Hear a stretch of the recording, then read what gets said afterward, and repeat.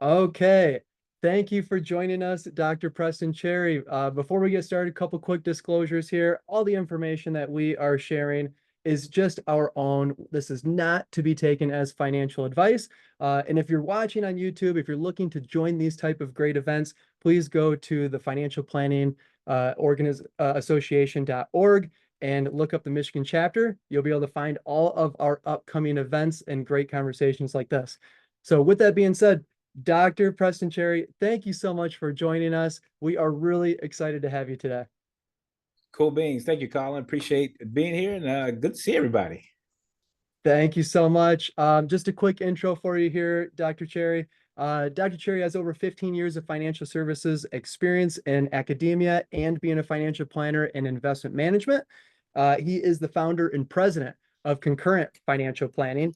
A lot of his research has been published in a lot of articles, conversations, and his personality has been published in many top publications, such as the Journal of Personal Finance, other publications like New York Times, Forbes, Wall Street Journal, frequent a member of and contributor to CNBC and Yahoo Finance, has also been named as an Investopedia Top 100 advisor for the last 2 years, and is a board member for the Financial Services Foundation.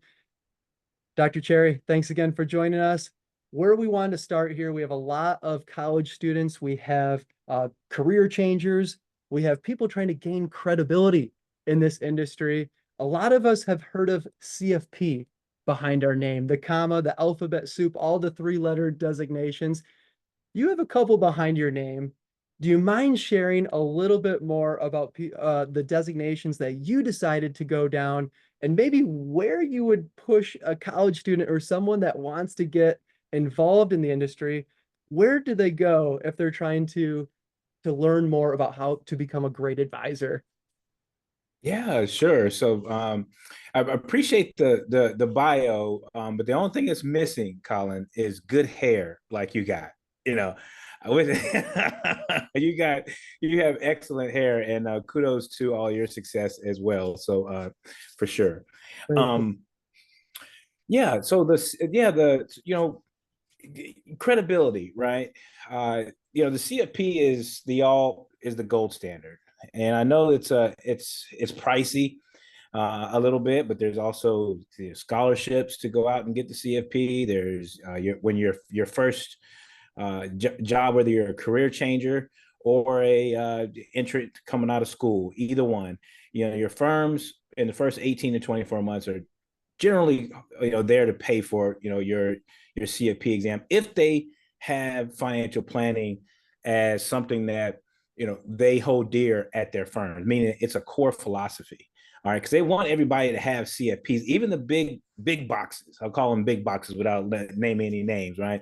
The big boxes, they're getting better at having financial planning as part of their core process. So they want to hang the CFP shingle out on the door, and you don't even have to be. Now there's one sports game that everybody in the world knows about. You don't even have to be a sports fan. I know the Olympics is coming up, so that's one of them, right? But then it's a Super Bowl, right? It's a Super Bowl. You don't even have to like sports to do the Super Bowl because everybody tunes into the halftime show, and guess what?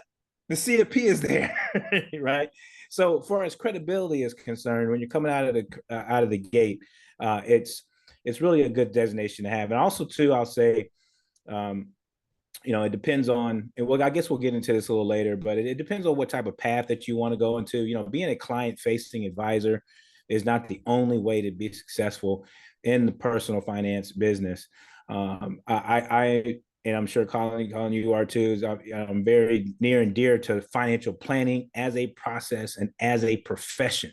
Specifically, financial planning. When you go into the CFP board website, there is a definition and there is a process to financial planning. So when folks go out there and say, "Oh, financial planning is undefined," or there's no process, yes, there is. Right. So now you may hear about the financial advice, financial advisory or financial services profession. Now, that's very broad, which is okay. There's a whole host of opportunities you can do by securing the CFP. You can be a client-facing financial advisor. You can be an ethically prudent, all right, and fiduciary standard product solution person, whether it be life insurance, annuities, so on and so forth. You can be a financial coach, which doesn't even need a CFP, right? You can do something like the AFC, which is the accredited financial counselor. And actually financial coaches or advisors for that matter doesn't even need a designation, but we're talking about credibility. So I thank you for your question, Colin, because credibility is key. You want some sort of signal to the public that you know what you're doing, particularly early on in your career, so folks can start trusting you. Yeah. Completely agree. One that is a little bit unique is the financial therapist side. Do you mind just kind of sharing a little bit more about that? Because when you think about CFP, you think about financial planning. I know for sure when I first got started, I thought it was all about investment portfolios. That's what we do. And I think that still today, a lot of advisors will, or a lot of just people will say, "Oh, you're a financial advisor. Is the stock market going to go up?" And that's what they're thought of is financial advising and managing money. What kind of led you to lean into more of the therapy side, conversational side, and is that just as important as being proficient in building portfolios? Absolutely. The CFP exam and the CFP designation, and it really, I'm saying CFP a lot, but it is the financial planning process. CFP, just like CPA is like a gold standard. You go to get your law degree, you got to go you pass the bar exam, okay, so on and so forth. All right. So I'm very much of a champion of, if you're going to be a financial planner, of aligning under one umbrella and having a gold standard. And then you have some of these other very good and very well-known supporting designation, but the designations are more specialty. The more letters you have behind your name doesn't mean that you have to go out there and get them, right? You're going to build up trust by doing. Pick up one, the CFP or the AFC or something like that, your main one, and then get into the practice of doing.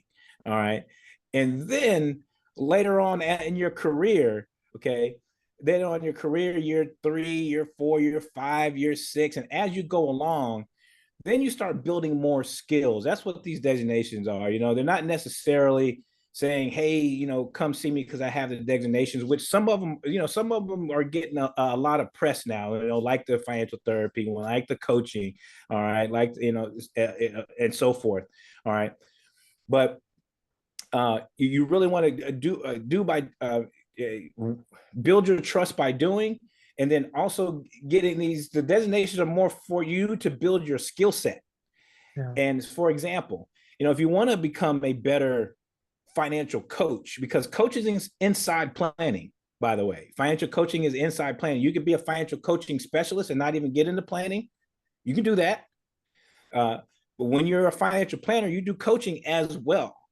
So if you want to get better at coaching, then you're just going out and getting more skills, right? It's kind of like having, I know it's a generic term, having more tools in your toolbox. I just got through watching the documentary for Simone Biles, right?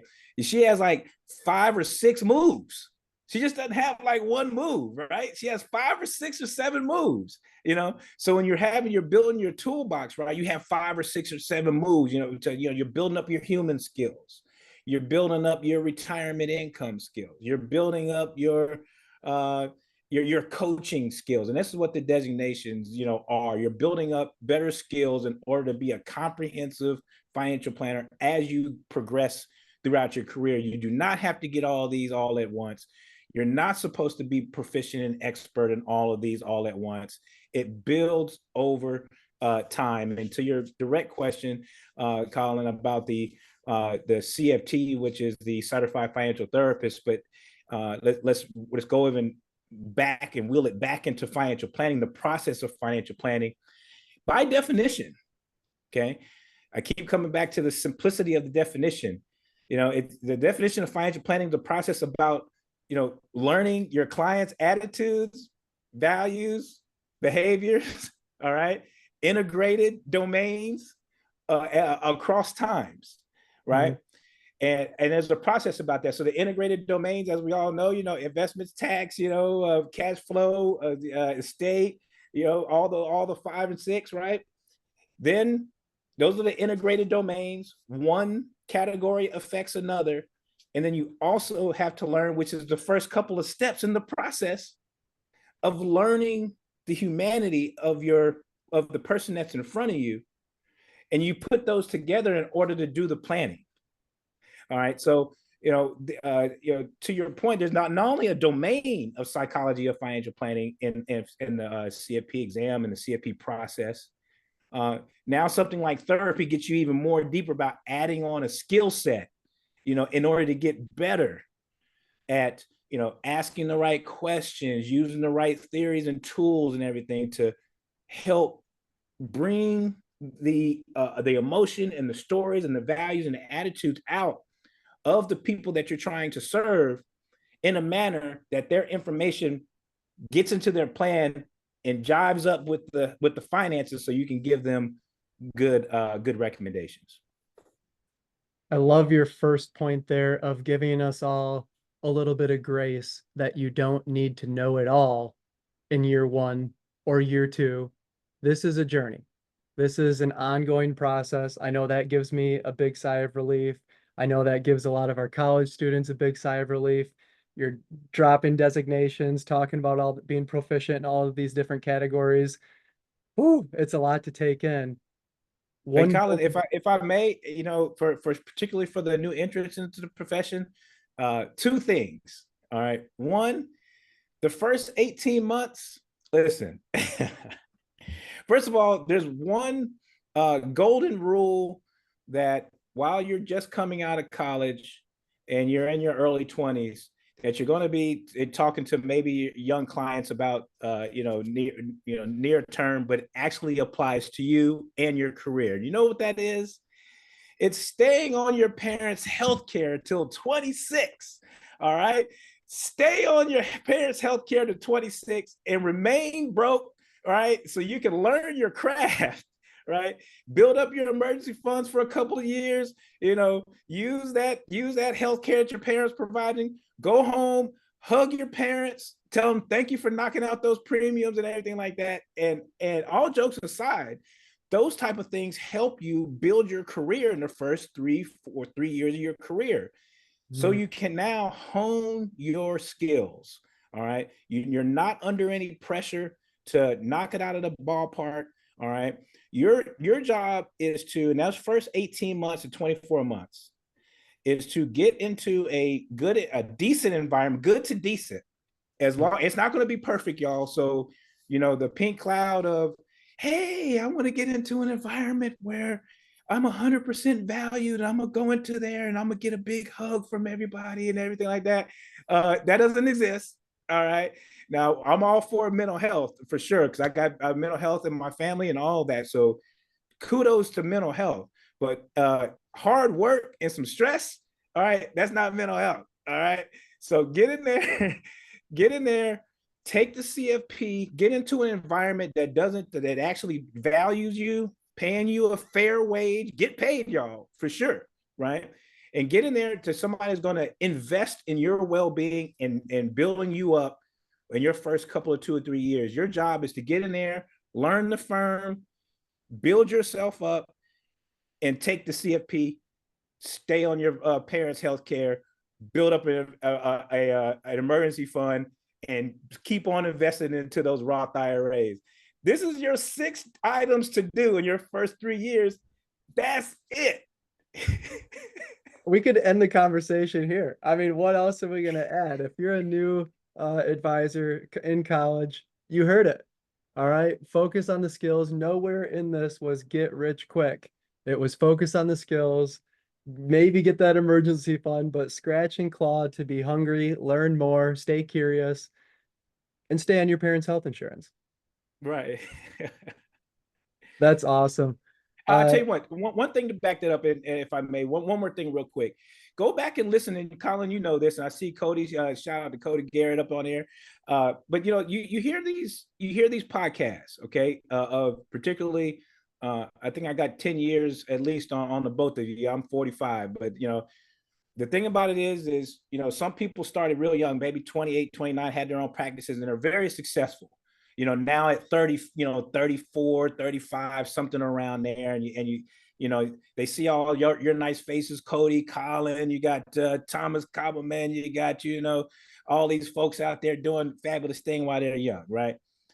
Go back and listen to the podcast, y'all. Trust me on this. There's always a story. It's about 60 seconds.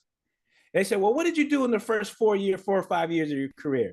And then the person, the guest says, oh, well, yeah, I worked at this firm for about 4 or 5 years. Okay, and then I started my practice. And then the next 30 or 45 minutes is this great story that you hear about, which is fantastic. All right. But that's 4 or 5 years, that's 4 or 5 years, 6 years. It's that cutting your teeth. yes, That yes. you, am I I right had the about that, same Colin? thing. Am I right about that? Absolutely. My first 4 years was maybe the worst 4 years you could start, just insurance company after insurance company. And it was almost bad experience after bad experience. And then even starting my own practice, it was another 2, 3 years of just stumbling blindly, walking through the Let me desert, ask you something though. whatever. Did you learn a few things though? I mean, did Absolutely. you discover Absolutely. A lot of times I even discovered what not to do, which is just as important, right? right there? Boom. Such a good point. So, yeah, college students, people switching, career changers, you don't need to find the hunky dory, end all be all firm. We just got to get our foot in the door, stay hungry, stay curious, and keep striving, keep learning more. Love everything you're saying there. Dr. Cherry, you mentioned a really great point here, and I actually quoted it in the chat that learning the humanity of the person in front of you. We all Yes. know about the financial documents. They brought you the tax return, pay stubs, all that fun stuff. What questions should we be thinking about, or maybe are you thinking about when you're sitting across from a new client who has all this stack of information? They gave you the whole shoebox of financial documents and they say, fix me. Are Right. you diving into the spreadsheets right away, or what questions maybe should we pause and be asking someone? Yeah.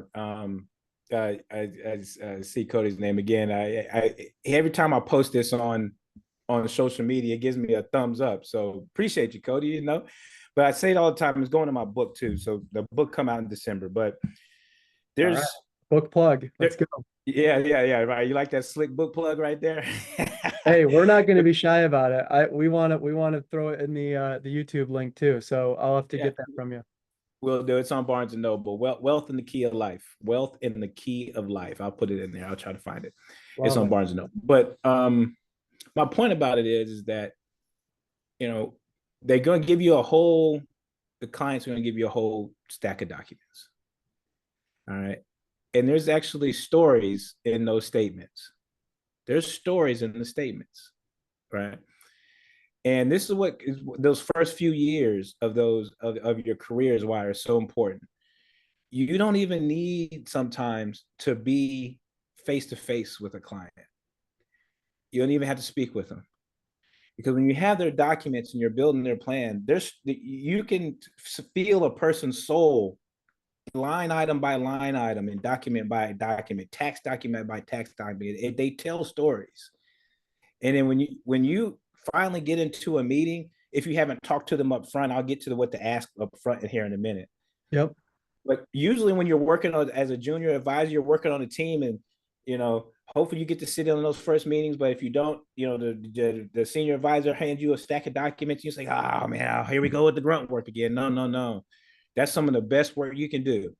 That's some of the best work you can do, because you're going to be able to pass along to the senior advisor, hey, this is what I learned about Mr. and Mrs. So-and-so, right?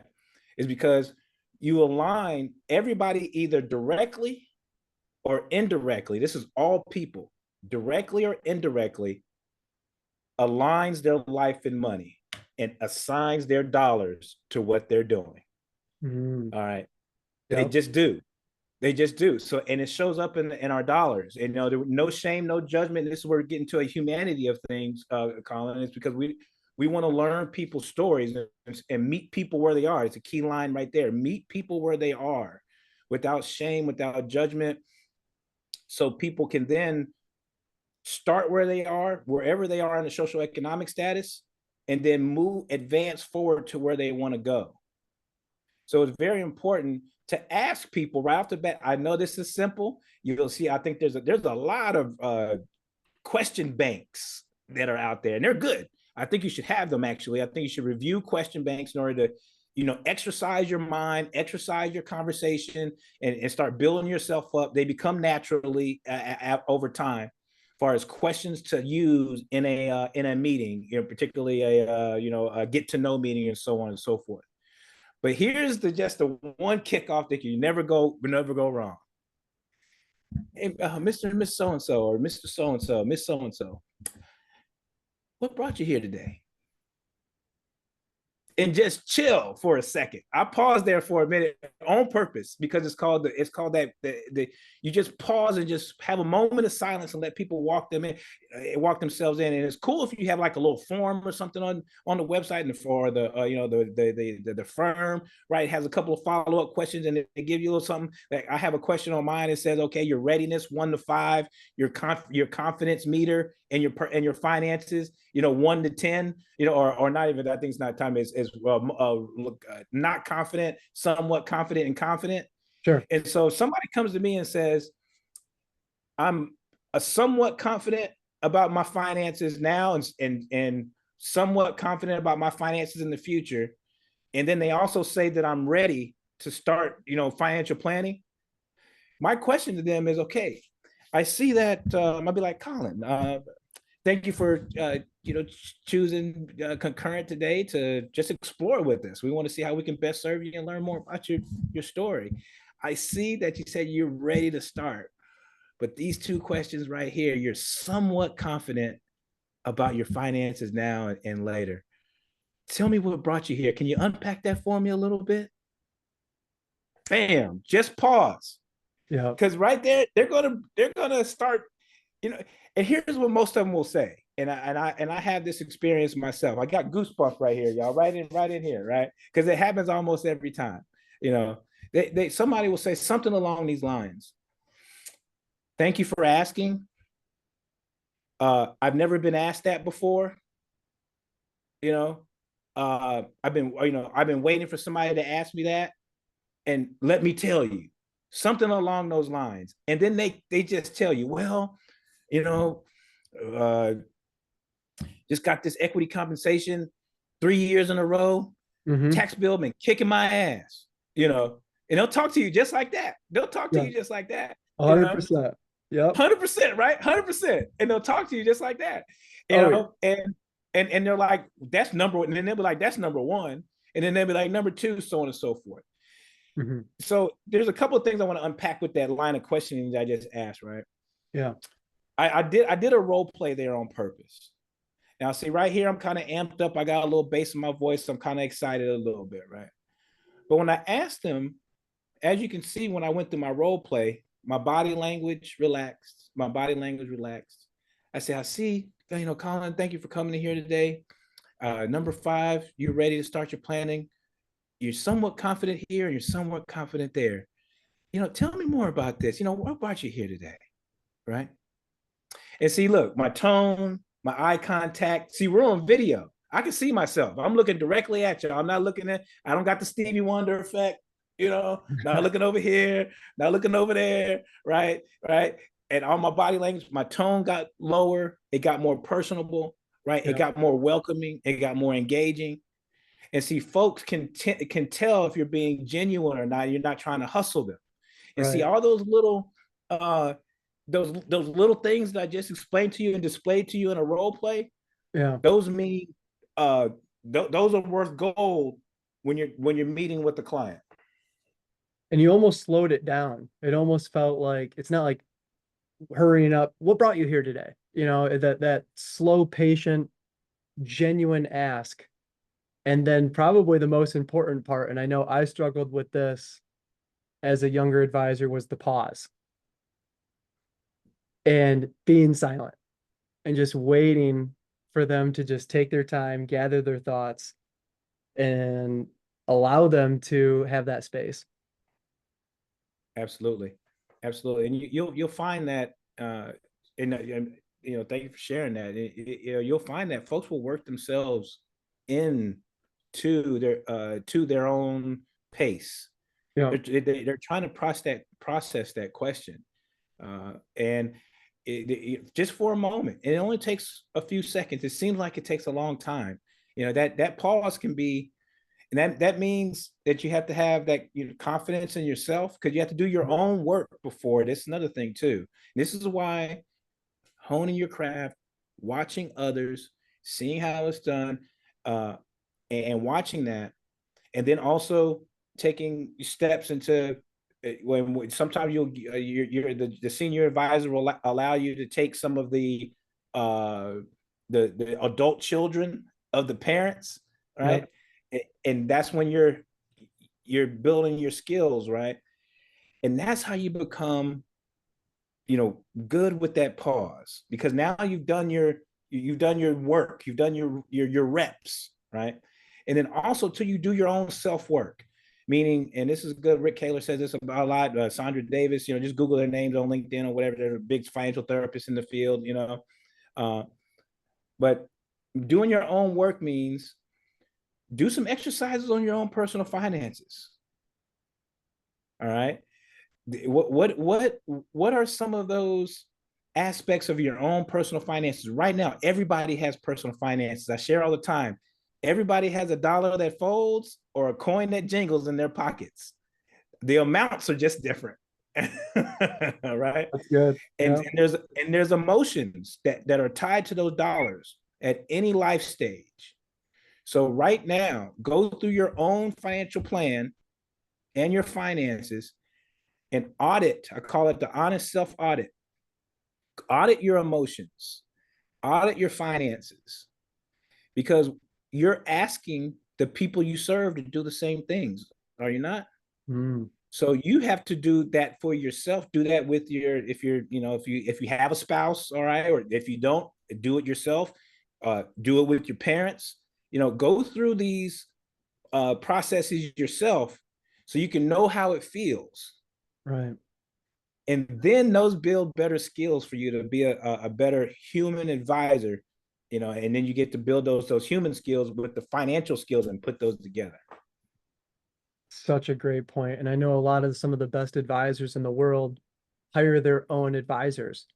And it's not because they can't do it themselves, but it's just having that humble self-realization that no matter how good you are with finances, being on the other side of that question and maybe sitting alongside your partner instead of telling your partner is very powerful and it's very different. Most definitely. Most definitely. This is good stuff. Hey man, y'all keeping me on toes, Colin, man. Hey, this is fun, man. This is really good. Dr. Cherry, you're a behavioral finance expert, so you know that a lot of people will come to you and they'll say, the taxes are kicking my ass. I have a question about the 401k, the equity comp. Like they'll come with a finance issue. That's usually when people come Yeah. to us with a finance issue. So if you ask that great question, and I'm kind of speaking, of course, for myself and other young advisors, how do we maybe dig deeper or like and not take the bait of going down the rabbit hole of, oh, you came, you ask, what brought you here today? You nail them with that awesome pause. And then they kind of give you the 401k, some type of question. Should a young advisor go down the 401k and solve that problem? Or maybe is there a nicer follow-up to kind of peel back the layers here and maybe understand what the real question or the real issue is? Yeah. Wow. All right. All right. This gets me going right here, right? Because it gets me We're in a here to real learn, weed. Dr. Cherry. We're here to learn. Right. All right. it, I'm not gonna. I want to say it depends because it does. Because you know why? I'll say this real quick and I'll answer the question directly. But when you get into more complex conversations, you'll start to be able to read people a little bit. And some people come to the meetings and they are old school. Either your parents or your grandparents know about this joke, so it's Dragnet, the old cop show, and his name was Joe Friday, right? Just YouTube it. And anyway, he was a detective and he was doing the work. He'd flip over his pad and he was doing some investigation work. And then the lady would just ramble on and say, oh, the guy down the street, he was picking up the garbage and all that. And Joe Friday would say, just the facts, ma'am. Just the facts. Just the facts. Right? And and some clients just want the facts sometimes, and that is their emotion. And then you get them with the numbers a little bit, and then they get into the more personal side of money a little later, right? Because some people their mind is blown about a mega backdoor. They're like, oh yeah, I went to the Reddit thread or the Ramsey thread or some sort of thread, right? And I said about the mega backdoor. Can you really get $30,000 into your after your 401k and roll that over to it? Can you really do that? Yes, you can. How much is that again? Oh yes, this is the amount. So here's the follow-up. You tell them the number, sure, and then maybe 50. Here's a catch-up too. You can get all that money in there, and then get into the Roth and smooth out your tax rate in the future. Oh, really? Here's a follow-up question. Why is that important to you? Your tax rate, right? Why is that important to you? Or why is that so appealing? And then that's a question to say, oh, okay, XYZ. They're going to go and tell you why they don't like a high tax rate, or what kind of taxes they paid last year, or maybe they're stressed about their CPA relationship, or some sort of deduction they didn't get, or something like that, something to this effect. So yeah, why is the discussion about taxes so appealing to you? And then here's another one. Before you even answer that question, somebody comes with you with a strictly finance number. You say something like, okay. Somebody says, well, I'd like to max out my 401k, or I'd like to take the 83B election, or whatever it is, right? And you say, what would you like to see? What is the outcome that you would like to get to when you're talking about your private equity? What was the outcome that you'd like to experience with your retirement savings rate? What does success look like to you in those areas? Yeah, so you're not like just necessarily going down the rabbit hole with all those options and solutions. That's a great question. Yes. Why is that important? It's a great question because it says, what would you like to see, and what have you experienced in the past that you don't want to do anymore? See, what are you currently doing right now that you'd like to do better with your 401k, or your stock options, or your whatever, with your IRA distributions if you're a retiree? What are you currently doing? What are you currently doing that you would actually like to see a better result? And how would you like to, what different outcome would you like to experience? Then they get to tell you a story. Last year, my RMD came, it just got distributed, or it got missed, or, it was too much, for 3 years in a row. My RMD, I didn't need it, or maybe I did need it, somewhere and so forth. It's frustrating me. All right. Or if I didn't need it, what do I do with it? If I didn't need it, what do I do with it? Okay. Now somebody has told you a story because they came to you asking you about maybe some sort of financial question, but now you ask that one or two follow-up questions to let them unpack it a little bit. Yeah. To tell you what that next step can be. Right? Because if somebody tells you, oh yeah, for the last 3 years, I've, the RMD, somebody gave me an RMD or it got distributed to me and I didn't need it. First of all, that's great because I'm gonna need every bit of my RMD. I'm telling you that right now. I need my RMD, right? But if somebody tells you that you don't need it, okay, well then, did you have any charitable? Do you like giving away your money by any means, or who do you donate money to? Mm-hmm. Oh, well, I donate money to the church or whatever it may be, Goodwill or whoever the hell it is, but American Blood Association, it doesn't matter. Oh, so you say you don't need the RMD? Well, we can have a tax efficient way to give to, the people that you're giving annually. Oh, really? And then you stop right there. You time out. You do not give any more information. All right, particularly if it's in at a good fit meeting, right? Because you want to get that check. Right. So you just time out. So you time out right there and you say, Colin, yes, these are here you go. These are the type of things we're going to talk about and give you the answers to during the process. Yes. And you pause and their mind is blown right at this point. You've asked them a little something about themselves. They've told a story. You wowed them with a number. You asked them a deeper question. You've connected the dots on one thing, and then you follow it up. These are the type of things that we can give you more clarity on and more control over your finances. And this is what the process helps us reveal. What we just did right there, ma'am or sir, that's what our next 3 or 4 meetings are about if you decide to engage with us. And then just pause. That check is coming. I guarantee you it's coming, right?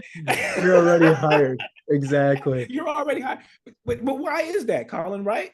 Because you asked a few questions and you solved, you brought an answer to something, and then you set expectation. They've told you what success looks like. They've shared some stories with you. You've aligned some values. You've learned a little bit, something like that, and you've demonstrated that you can bring some value to the table. Because here's another question, it's probably somewhere in your bag, which is, this is very popular in our industry or our profession, which is, how do you describe what type of value are you bringing?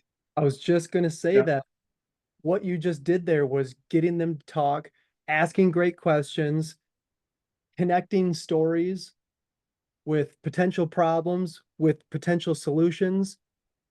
And that is so difficult to just say, oh, I manage money.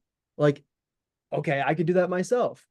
Yeah, maybe you can, but are you going to be asking yourself and uncovering your own maybe mishaps or your own blind spots and your own self-doubts?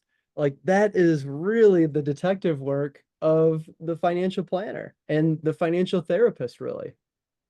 Absolutely. To answer those human questions that everybody has. As a matter of fact, I have to do a follow-up on one of my posts here recently. I did something that was for engagement. It was for informational purpose for sure.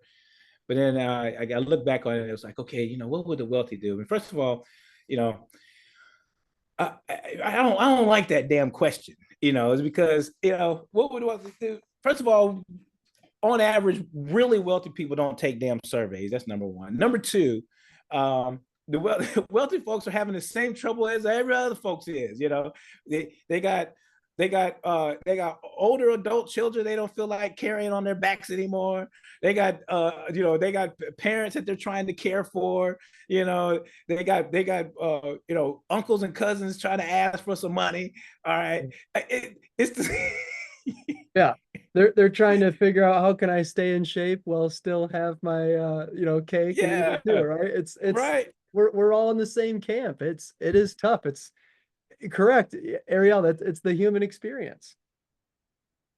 Yeah, it is the human experience, and connecting those human stories with the finances, because you do have to, at the end of the day, you do have to have that, you do have to bring the finances into it, no question. You have to know all the vernacular and all the strategies and all. You don't have to know everything. I mean, but you do have to be bringing some merit to the table as far as those figures, because people do want to come and get clarity on, oh well, how do I increase this savings rate? what accounts do I use? Taxable brokerage, IRA, 401k, Yep. solo K, the amount of whatever it may be, Got to be a all those good things. practitioner. You got to know what's going on. Yep. But if you do it without the personal side, if you do it without that, one can't happen without the other. And that's why I want people to read that financial planning definition and staple it on a mirror or on a wall or something, because it has both elements in it. Yes. Integrated domains, state, investment, tax, retirement, cash flow, right? All those in there. Risk management, employee benefits, and knowing your attitudes, values, experiences with money. Has it both and there's a process to do it. That's amazing. And I love that, especially in this community, we're a lot of times focusing more on the conversational side because we're getting bombarded all the time with backdoor Roth IRAs, tax strategies, but rarely do we take the time to say, how do you ask good questions? I'm curious to hear, Dr. Cherry, there's some really great questions that a lot of advisors have thrown out there, like such as the George Kinder 3 questions. I'm sure you're familiar with the George Kinder famous questions. Also, Bill Backrack has created the, what is important about money to you? And then people might say something about freedom, and then he'll ask again, what about freedom is important to you? And really trying to double click into understanding what the values, the attitudes, and the experiences are, to your point. Is there kind of a go-to line? You mentioned the first question of what brought you here today, and then hitting them with that good pause and asking it in a genuine way. Is there another tactic that you use or you would recommend other advisors to use to kind of open up the values conversation? Or is that kind of your go-to and you've just become a professional at double clicking with that opening line? There is a art to it. There's every now and again, Michael Kitsis, Michael, he has all this stuff on automation, obviously, but every 4 months or so, we all see that same one, which is the post about I wish financial planning had more science than art, that one post, that we see all the time, right? Obviously, there's actually more research done on the art of financial planning more often, but that's an old post, so he keeps posting it. So, but it's decent, it does spark conversation every now and again. But what's my point about that? The point is, there's always going to be an art part of financial planning, because I share with people all the time that, sometimes the part of the value of financial planning, or personal finance, all right, is you don't know the value of it until you've gone through some shit, right? If you've gone through it, then you know what the value of it is, and then people know that they say, yeah, because it's a before and after, and it's an emotion. Yeah. Have you ever, all of us on this call, if somebody's been asked you about an event or a feeling or something, and only you can explain because you went through it, maybe it was a roller coaster ride, or you broke up with somebody, or whatever it may be, right? It was the experience of it, and you were like, man, I got some value out of that. And you can explain it to somebody. You'd be like, you know what, that was worth it. All right. But you unless you went through it. So how do you do that? Right. Well, one of my go-tos, there's a lot of ways you can go through it, but it's a way to connect the emotion. So one of my go-tos is to lead them from a recent past to a present point, and then help them envision their future and connect this line, this continuum of feeling, and use it as glue to engage in their financial plan, create and sustain their financial plan. And what do I mean by that? So one of my questions is like, I'm like, okay, Colin, this has been a great conversation. So we've talked about a lot today. You said a few things, and here's a repeat. There's a strategy here. You repeat a couple of things that they said, right? You said here that stock options you were important. You tired of paying those taxes and whatnot. You said a couple other things. What's an event in the last 6 months that you like? I wish I'd have done that a little bit better, and you felt a certain way about it. Tell me about a life and money event that kind of just said, you know what, I wish I'd have done that a little better. Pause. Right. Pause. They're gonna they're gonna they're gonna think about something, right? They'd be like, we went, we just bought this house. All right. And I'm an advocate of spending your money. If you got it, you got a good financial plan, you got discretionary income. Look, hey, enjoy you some life, because you don't want to suffer from HBB. Like, what was that? You don't want to suffer from hit by a bus. All right. Because you get hit by a bus and you have no life experiences, right? You sit here trying to be extra frugal and everything like that. And you got all your money in the bank, right? So have a financial plan, get you some discretionary income, and then intentionally spend. But what's my point about the thing? Somebody says, okay, well, we just bought this house. Cool. All right, as you should. They're like, you know what? We could have done a little bit something different there. We could have maybe knocked off $100K. Maybe it's a $700,000 house or something, $600,000 house. Maybe we didn't need this much space. Right. All right. Because we're finding that, these extra rooms are, we don't need them, all that, this, that, and the other, right? And then you ask them, and say, how to make you feel, about that. It's like, oh, we kind of made a dumb decision there. If we had to do over again, blah, blah, blah. Okay. I said, you know what? And I say, first of all, that's okay. Are you at least enjoying your house a little bit? Yeah, sure we are. Okay. I said, good move there. So enjoy your home. Now that you have more information, what would you have done differently? Then they'll tell you, oh, we had a third option that if we would have just settled down for a second, we probably would have taken this third home. Right. So that brings them into the present. Past feeling, 6 months, more recent, because they can identify it. You've got more information. What would you have done differently? Right. Then number 4, the next one, the number 3 question would be like, oh, okay. So, tell me about your home aspirations later, 5 or 10 years from now. What do you want to do? If money wasn't an object, and you see yourself in the future, what's your bold aspiration about your living, wishes? Yeah. 5 or 10 years from now. Oh, well, we think this is going to be our 7 to 10 year house. And, we were thinking about North Carolina. We definitely get a smaller one. We transition to this one, right? Okay. All right. So you told me a few things here, Colin, you told me, with more information, you had a feeling that if you just had a pause and more information, you'd have done something different. Yeah. You also can envision yourself for what you want to do. And there's categories all across your life that you can do that with.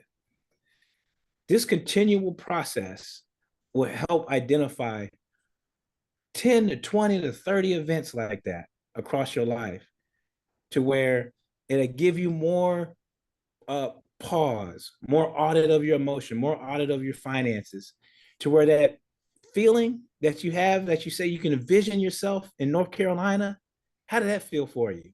Oh yeah, I can see myself. That's the feeling that this process will continually give you, that 1, 2, 3 of feeling and finances. What do you think about that? You're giving me goosebumps, man. Well, that's a rhetorical question. You ask the client that, how do you feel about that? And you just pause. And then you know what? They're going to tell you, they're going to be like, wow. They're going to be like, just talking about that made me feel better. Right. You can, then you can get into rolling over whatever profits you have in your home tax-free to your next one and all that type of stuff, blah, blah, blah, blah. Right. But see, they had a pain point. They didn't feel too good about it. If they'd had more information, which is What's that more information? That's a recommendation for us. See, you open up the heart, you open up the mind. You open up the heart, you open up the mind. And see, now they've had that feeling of journey just in 3 minutes, three to 5 minutes. You've taken them from recent past to present with more information to envisioning their future and helping them solve something financially, and they can feel and envision themselves. You've given them a taste of that feeling, and they want more of that. And you didn't hustle them. That's what they came here for. All right. It takes skill and willingness to learn about someone and having the skill to bring that out of someone, because that's what they came for you for anyway. And if you can have somebody feel that right off the bat, there is your value, and people will advocate for that. Wow.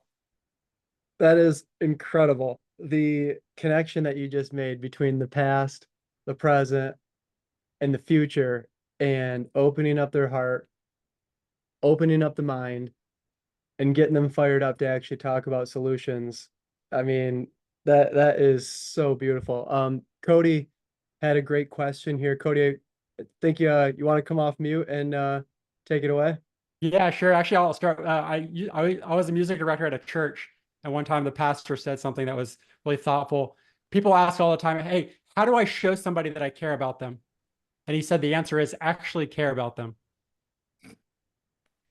Bravo. If you actually care about somebody, it's not hard to find ways to show them, right? So I just say that genuine curiosity is one of those traits that you can't read it, like you can't gain by just reading a book. Like you can tell that Dr. Cherry cares about the people he serves, and also definitely us in the room. Like he's not putting on a show. Like this is him in real life, which is awesome. I had a question up here, which was oh yeah. So again, we're on the same page. Like I really believe that financial documents tell us stories about them. Another way to ask this is, hey, if somebody, we can actually, everybody on this call can kind of take this question, which is, if somebody reviewed your credit card or your bank transactions over the past 6 months, what might they assume about what you value? I bet again, if you I'm not reviewing somebody's credit cards to judge how they spend money, right? Or put them even categorize. It's just like, hey, I noticed that you eat, it looks like you go out for pizza every Friday as a family. I'd love to learn more about why, about that again, because again, the numbers tell a story. With that said, since they tell stories and provide valuable follow-up questions that go beyond the numbers, at what point do you request and review those financial documents as part of your process? Do you ask for the data beforehand or after you've already discussed? And then also, what types of questions, how do you request the documents to set an expectation that you actually care about them, not just their money? Yeah, good question. So the good fit meeting is first, and the discover meeting. It goes pretty much pattern. But the one thing I do, I have a money psychology meeting where I dedicate some of the talks that we have just about the feelings about money. That's its own 60-minute meeting that we have a follow-up while we're working and collecting the documents and logging into the technology, having an organization meeting, all that in the middle of the plan. It's kind of like a breather in between, the data gathering, whatever you want to call that 90-minute meeting where you're getting all the information, this quick Q&A, all that type of stuff. All right, what's that next meeting to where we can focus on getting some of these stories, and then having that, then you're building a plan, all that, and you give the recommendations afterward. But yeah, following up, right? Because it's a workflow. After the good fit, it's this is what we're going to talk about at the next meeting. So over the next, I have the email is pretty clear. It's like, in order for our next meetings to go well, to get the most benefit and to be respectful of your time, please start gathering these documents. Here's your sign on. Here's the list. Your checklist. Let's start checking these off and uploading these documents so we can have a good discussion, right? So it's immediate. And then if they don't get bogged down, if you don't have all of them, we'll collect some of them during the meeting or after. So rarely is somebody going to give you all the checklists at once, right? Yeah, unless they're just super organized, right? So you want them to get started. Then once you get them after that 90-minute meeting, you're going to send another one. If there's any documents that we haven't got on the checklist, please review that sheet. and continue to send us the document by, day 5 or in the next week, right? Because that's the third time you've asked. So you do have to give a task, you do have to give a task and have them, make it pertinent, and then, and so it all of it's processed. And then when you do get all those documents, then you review, and then, asking about, there's a delicate balance of, asking a judgment question and asking a goal question, so say, for example, like, you get somebody's credit card statement.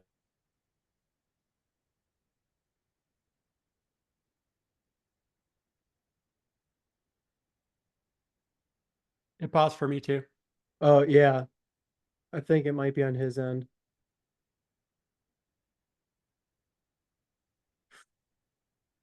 Oh, no. It's not the worst freeze frame. No, there could be much worse. There could be much worse. That's for sure. I might Okay. be jumping out. He's out. We lost him. I Yep. am going to stop recording here and just say thank you to Dr. Cherry for joining us here. Maybe Oh, he's he'll- coming back. He's back. I Oh, think. Yeah, great. I'm back. Yeah, it jumped out. I'll finish the story so we can all go. But I would say that here's what's going back to the credit card station. So you named off 3 goals, right? And you say, I think we can find some some extra, some money within your finance, because you're making a good income. You're making 150,000, 200,000, 250,000, 300, whatever it may be. So I think we can find a couple of spaces here. You also mentioned that you and your spouse, and you kind of want to get a little bit more healthy and all that. So I think that we can align, all those goals and find some cash flow in order to align your dollars with where you want to go. Does that sound about right? And they say, well, yeah. And I say, oh, okay. Well, a couple of line items here, man. Have you had a household discussion about eating out very often? Or in order to align with one of your goals and shifting some money to another goal. Did that jump out at you the last time you looked at your statement? Pause, right? You didn't accuse them of saying, hey man, you big mom, you eating all this fast food, all this, all that. What you did was you asked the question in a way that said, what, we did, we need to look at that a little more, right? So and so now you've set to open up the heart, you open the mind, said, what, maybe we need to review, meaning the client and all that. Okay, yes, let's look at that a little bit more. Yes, the fast food category or the dining out category. Wow, that's $7,000 this year, right? That's one of the line items we can look at, right? So it's the way you asked it, and I just gave you an example of how to kind of ease into there, without putting up somebody's face, because I just lost 10 pounds, right? And I guarantee you, I know how I gained my 10 pounds. Me and Chick-fil-A like each other, chips and all this whole bunch of stuff. And I can guarantee you that's in my credit card statement, right? So. Oh my gosh, Dr. Cherry, I don't know how it's been an hour here, and I'm going to try to be as respectful of your time here and let you go. I don't think I asked more than 2 questions from my script here. So that's how this was a really awesome conversation. You just took us down an incredible path, an incredible story, and so much wisdom. Thank you so much for helping us connect past events to present to future, and having the emotion be the glue, and helping us become better advisors and get that check, right? Ready to get that check. Nothing wrong with getting paid, y'all. Nothing wrong with getting paid. That's exactly right. Well, thank you so much again. We'd love to have you back if you're open to it. And congratulations on becoming a father. Thank you so much. Yes, I'm coming. I'm coming to you all right now from Saudi Arabia. So it's 2:30 in the morning here, and me and my wife is from here, and my son is 2.5 months old. So yes. Wow. So well, extra kudos to you. Thank you so much for sharing the wisdom at such a crazy hour. Seriously, you're the man. We thank you so much. Our goal is to make friends and become better advisors, and you certainly did that for the community today. So thank you. Thank you all.